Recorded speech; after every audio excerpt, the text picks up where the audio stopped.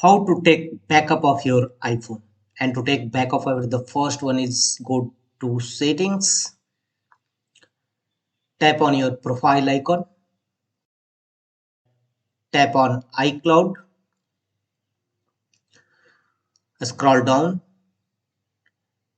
and device backups, tap on iCloud backup, and here you will find the option backup now.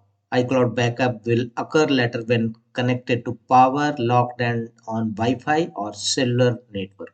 Tap on backup now and your phone will successfully backed up with iCloud. After taking backup of your iPhone, now we will see how to restore your iPhone from iCloud.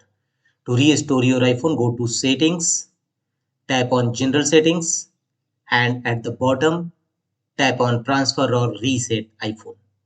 Here choose erase all contents and settings. Tap on it and finally tap on continue button. It will erase all your data and a screen with option restore with iCloud will appear. Tap on restore from iCloud and your phone will successfully restored from your iPhone through iCloud.